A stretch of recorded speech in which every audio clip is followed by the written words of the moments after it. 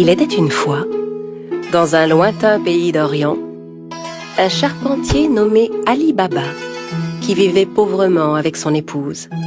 Ali Baba allait souvent dans la forêt avec son âne pour y couper du bois et le revendre en ville.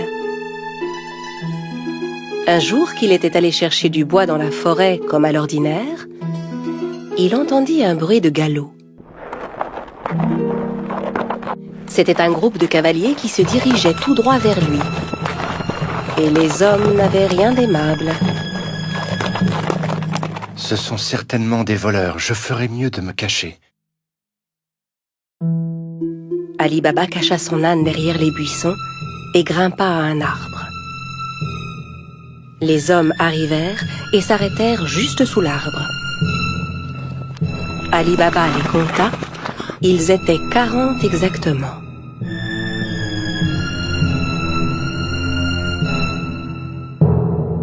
Les hommes déchargèrent les lourds sacs que portaient leurs chevaux. Et Ali Baba comprit alors que ces hommes étaient bien des voleurs. Le chef de la bande se dirigea vers un énorme rocher devant lequel il se mit à crier.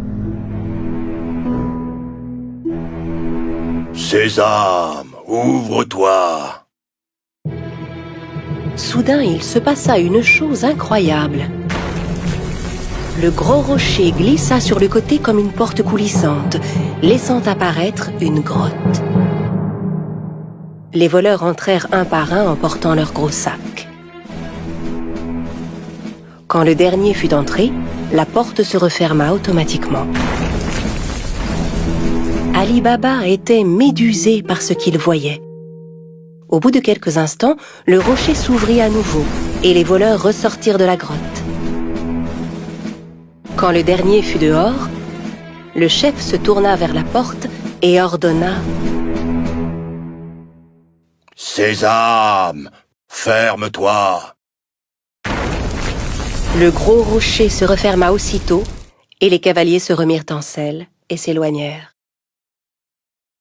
Ali Baba descendit de son arbre et s'approcha à son tour du rocher. Il lança les mots qu'il avait entendus. Sésame, ouvre-toi! La porte s'ouvrit dans un grand bruit. Ali Baba entra d'un pas hésitant. Il fut ébloui de ce qu'il vit. La grotte était remplie d'or, d'argent, d'étoffes rares, de diamants et de pierres précieuses. Il regarda autour de lui, ramassa 3 sacs et sortit de la grotte. Puis il se retourna vers le rocher et lui adressa les mêmes mots que le chef des voleurs. Sésame, ferme-toi! Il chargea les sacs sur le dos de son âne et rentra chez lui. Arrivé à la maison, il montra les sacs à sa femme. Elle n'en croyait pas ses yeux et pensa qu'Ali Baba avait volé les sacs. « Où as-tu trouvé tout cet or ?» Ali Baba lui raconta alors tout ce qui s'était passé. Elle était si heureuse. Ils se mirent ensemble à vider les sacs. « Aide-moi à compter ça. Je veux savoir combien d'or nous avons. » Non, creusons plutôt un trou pour y enterrer cet or. « Va creuser le trou, j'irai demander une tasse à mesurer à ton frère Cassim. » Cassim, le frère d'Ali Baba, était un riche marchand, mais c'était un homme très cupide. Il n'avait jamais aidé Ali Baba, qui mit sa femme en garde. Très bien, mais ne lui parle surtout pas de l'or. Personne ne doit savoir.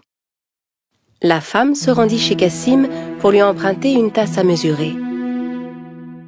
Sachant qu'ils étaient très pauvres, Cassim lui demanda « Que veux-tu faire de cette tasse? Tu n'as pas d'argent à mesurer ?» La femme inventa alors un mensonge. Bien sûr, Cassim n'en crut pas un mot.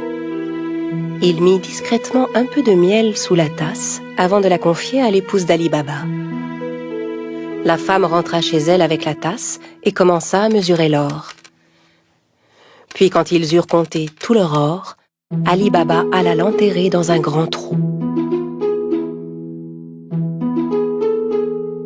Quand tout l'or fut bien enterré, la femme d'Ali Baba rapporta la tasse chez son beau-frère. Elle n'avait pas remarqué que de l'or était resté collé sous la tasse. Quand Cassim reprit la tasse, il vérifia aussitôt dessous. En voyant que de l'or y était collé, il fut stupéfait.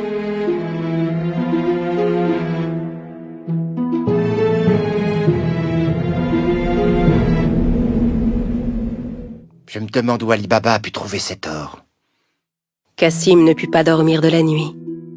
Le lendemain matin, il se leva et se rendit directement chez son frère Ali Baba pour lui montrer l'or collé sous la tasse. Ali Baba, d'où vient cet or? Je croyais que tu étais pauvre. Où l'as-tu trouvé? Ali Baba lui raconta tout et le pria de n'en parler à personne d'autre. Si tu ne me dis pas où se trouve cette grotte, je dirai au voleur ce que tu as fait. Mais, Cassim... Ali Baba savait que Cassim ferait ce qu'il disait. N'ayant pas d'autre choix, il conduisit son frère à la grotte. La grotte est juste derrière ce rocher. Maintenant, allons-nous-en d'ici. Les voleurs ne vont pas tarder à revenir. Ali Baba et Cassim rentrèrent chez eux, mais Cassim ne cessait de penser à la grotte. Il prit 2 chevaux avec lui et retourna à la grotte aussitôt.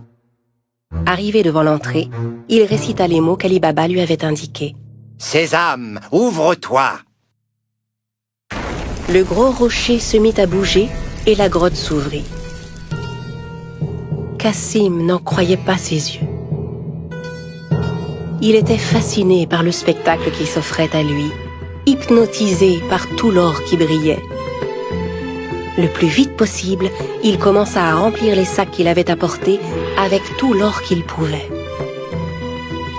Quand tous ces sacs furent pleins, il retourna vers la sortie. Mais la porte s'était refermée. Et malheureusement, il avait oublié les mots qu'il fallait dire. Il essaya toutes sortes de formules pour ouvrir la grotte. « Porte, ouvre-toi Rocher, ouvre-toi Grotte, ouvre-toi » Mais quels que soient les mots, la porte restait fermée. Cassim commença à paniquer. Il chercha une autre porte, mais n'en trouva aucune. Au bout d'un moment, les voleurs revinrent à leur grotte. Quand ils virent les chevaux de Cassim, ils se méfièrent et sortirent leurs épées. « Sésame, ouvre-toi »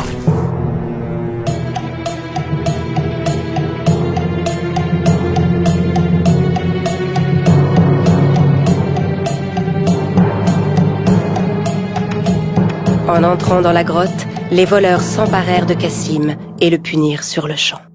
« Alors c'est donc lui le voleur qui nous a volé notre or » À la nuit tombée, ne voyant pas revenir Cassim, sa femme commença à s'inquiéter.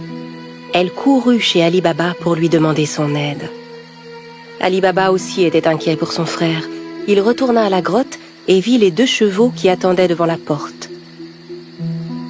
Il comprit alors que son frère était à l'intérieur et qu'il s'était fait tuer par les voleurs. Il retourna voir sa belle-sœur et lui raconta tout. Ensemble, ils décidèrent de n'en parler à personne. Au bout de quelque temps, Ali Baba et son épouse vinrent s'installer dans la maison de Cassim. Ils s'occupaient de son commerce et aidaient à le faire prospérer. Leur fortune ne cessait de croître.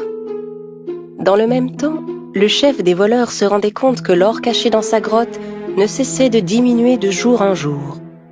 Il ordonna donc à l'un de ses hommes de vérifier s'il ne voyait rien de suspect. « Va en ville, cherche s'il n'y a pas quelqu'un qui serait devenu soudainement riche et dépensier. Depuis quelque temps... » En se promenant dans les rues du marché, l'homme vit Ali Baba qui payait ses achats avec de l'or. Il le suivit jusque chez lui. Quand Ali Baba entra dans la maison, le voleur marqua sa porte. À la nuit tombée, la femme de Cassim sortit pour donner de l'eau fraîche aux animaux. C'est alors qu'elle remarqua la marque qui était sur sa porte. Elle comprit que la marque n'annonçait rien de bon. Elle prit un pot de peinture et marqua toutes les portes du voisinage. Au petit matin, les 40 voleurs arrivèrent pour retrouver la maison d'Ali Baba. Incapable de distinguer la maison parmi toutes celles qui portaient des marques, Ils furent contraints de repartir. Mais le chef était bien décidé à retrouver Ali Baba. Il se déguisa et alla rôder du côté du marché. Il finit par retrouver Ali Baba et le suivit jusque chez lui. Quand il frappa à la porte, Ali Baba vint lui ouvrir. « J'ai fait un long voyage. J'ai rapporté des jarres d'huile d'olive. On dit que vous êtes le marchand le plus riche de la région. Peut-être voudriez-vous en acheter ?» Ali Baba invita le chef des voleurs à venir dîner le soir même, pensant avoir affaire à un marchand. Le voleur apporta avec lui 40 jarres d'huile d'olive chez Ali Baba. Ali Baba avait demandé à ses servants de préparer un bon dîner pour son hôte. Ali Baba proposa à son invité de passer la nuit chez lui, ce que, bien sûr, il accepta sans hésiter. Tandis qu'Ali Baba et le voleur étaient attablés pour dîner, la femme de Cassim voulut s'approcher des jarres d'huile d'olive pour voir. C'est alors qu'elle entendit des bruits étranges. « On sort maintenant ?»« Non, pas encore. »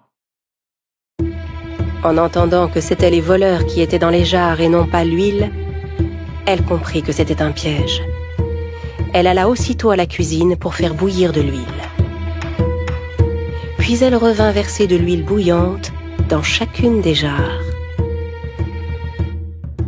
Les voleurs ébouillantés s'efforçaient de garder le silence.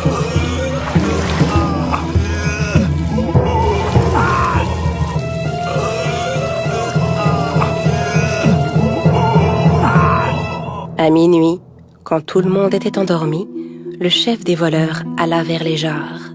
« Vous pouvez sortir maintenant. » N'ayant aucune réponse, il appela à nouveau. « Les gars, vous dormez ?»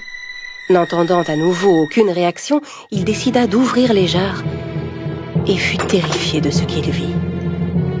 Terrorisé à l'idée de se faire attraper à son tour, il s'enfuit et ne revint jamais. Le lendemain matin, la femme de Cassim raconta à Ali Baba ce qui s'était passé. Cette fois, il savait qu'il n'aurait plus jamais à s'inquiéter des voleurs.